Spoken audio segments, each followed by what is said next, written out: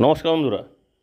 PPF অর্থাৎ public provident fund এবং সেই সঙ্গে সুকন্যা সমৃদ্ধি যোজনার নিয়মে একগুচ্ছ পরিবর্তন হচ্ছে পরের মাস থেকে।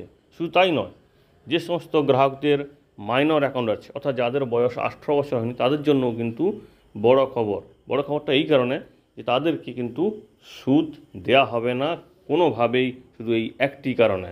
এবং সেই সঙ্গে পিপিএফ এবং সুকন্যা সমৃদ্ধি যোজনাতেও কিন্তু সুদ বা যেটাকে ইন্টারেস্ট বলছি সেটাও কিন্তু শূন্য করে দেওয়া হতে পারে এবং সেই সঙ্গে সেগুলির ম্যাচিউরিটি পিরিয়ডও এক্সটেনশন করা হতে পারে, অর্থাৎ সেটা আরও ম্যাচিউরিটি পিরিয়ডটাকে পিছিয়ে দেওয়া হতে পারে। আপনি হয়তো ভাবছেন যে আমার অমুক দিন ম্যাচিউরিটি হবে, না, সেটা নাও হতে পারে এই একটি কারণে।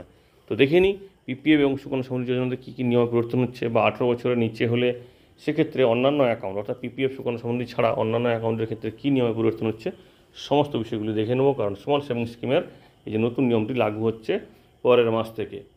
সুকন্যা সমৃদ্ধি যোজনা বা পিপিএফ বা অন্যান্য স্মল সেভিংস স্কিম নিয়ে যে বিজ্ঞপ্তিটা প্রকাশিত করেছে ভারতীয় ডাক বিভাগ, সেটা হচ্ছে 21শে অগাস্ট 2024-এ। তো সেখানে কিন্তু এই বিষয়টি পুরো সম্পূর্ণরূপে গাইডলাইন আকারে দিয়েছে যে কী কী পরিবর্তন হচ্ছে। দেখুন এখানটায় আপনারা দেখতে পাচ্ছেন guidelines for regulation of account open in division of rules stipulated under national savings scheme. এখানে প্রথমে আমরা দেখে নিই যে সুকন্যা সমৃদ্ধি যোজনাতে কী পরিবর্তন হয়েছে। কারণ সুকন্যা সমৃদ্ধি যোজনা অনেকখানি জনপ্রিয় সাধারণ মানুষের মধ্যে, বিশেষ করে যাদের বাড়িতে কন্যা সন্তান আছে তাদের জন্য এই স্কিমটি। এবং এখানটায় যে নিয়মটা প্রথমে যেটা বলা হচ্ছে, যে সমস্ত ক্ষেত্রে সুকন্যা সমৃদ্ধি যোজনাতে অভিভাবক হিসাবে অর্থাৎ অ্যাকাউন্ট ওপেন করেছেন দাদু বা দিদা, সে সমস্ত ক্ষেত্রে কিন্তু ওই অ্যাকাউন্টগুলিকে আর ওইভাবে রাখা যাবে না, সেগুলিকে চেঞ্জ করে দিতে হবে। অর্থাৎ তার যে লিগ্যাল গার্ডিয়ান অর্থাৎ বাবা বা মা বা সেই সঙ্গে যদি কোনো আইনি অভিভাবক থাকে, তো সেক্ষেত্রে তাদের অভিভাবকত্বে এই সুকন্যা সমৃদ্ধি অ্যাকাউন্টটি ছেড়ে দিতে হবে বা তাদেরকে ট্রান্সফার করতে হবে।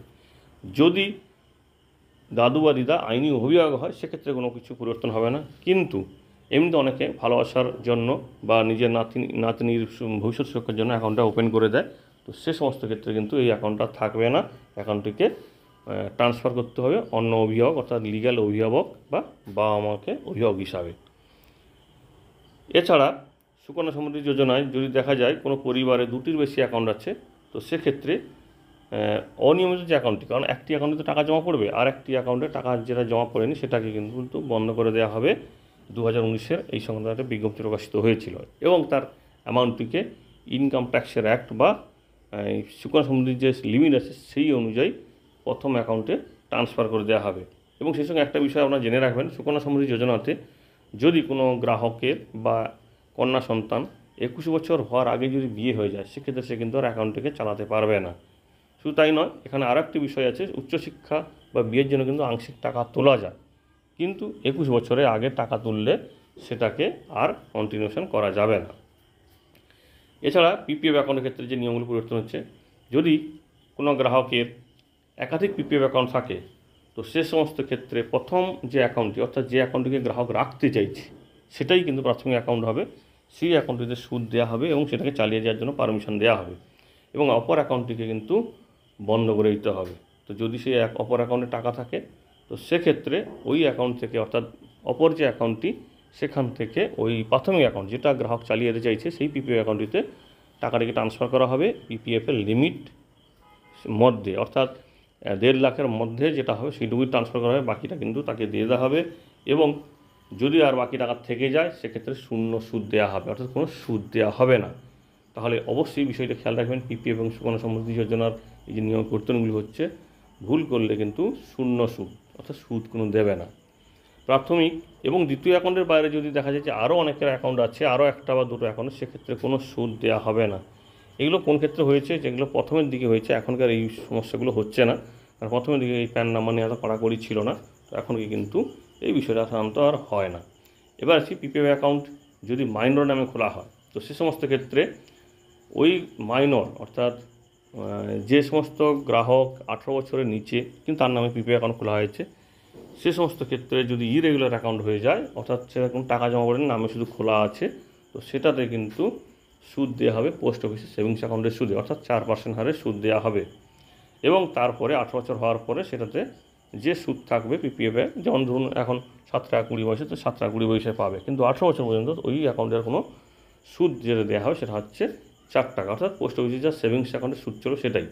এবং ওই যে অ্যাকাউন্টটি, অর্থাৎ ওই যে মাইনর অ্যাকাউন্টটি যেটা 18 বছর হয়নি বলে এবং সেই সঙ্গে ইরেগুলার অর্থাৎ টাকা জমা না কারণে বন্ধ হয়েছে, সেই অ্যাকাউন্টের ম্যাচুরিটি পিরিয়ডও পিছিয়ে যাবে। অর্থাৎ ধরুন তার 18 বছর হতে এখনও বাকি আছে 6 বছর, তো সেক্ষেত্রে ওই ম্যাচিউরিটিটা কিন্তু সেই 18 বছরের পর থেকে আরও 6 বছর পিছিয়ে যাবে। অর্থাৎ ম্যাচিউরিটি পিরিয়ড তখন মাইনর যেদিন হচ্ছে মেজর হবে, অর্থাৎ নাবালক থেকে সাবালক হবে, সেই দিন থেকে কাউন্টিং হবে, তার আগে কিন্তু নয়। অর্থাৎ এই ক্ষেত্রে কিন্তু এই পিপিএফ অ্যাকাউন্টের মানে ম্যাচিউরিটি পিরিয়ডটা অনেকখানি পিছিয়ে যাবে। এবং এনআরআই অ্যাকাউন্ট যেগুলো আছে, যেগুলো 1968 সালের নিয়ম অনুযায়ী খোলা আছে, সেগুলো কিন্তু এক্সটেনশন করা যাবে। এবং এখানে আরও কয়েকটি বিষয় আছে, জিরো ইন্টারেস্ট যেগুলো থাকবে সেগুলো হচ্ছে যদি 30 সেপ্টেম্বর 2024 পরে খোলা হয়, সেগুলোতে কিন্তু জিরো ইন্টারেস্ট দেওয়া হবে।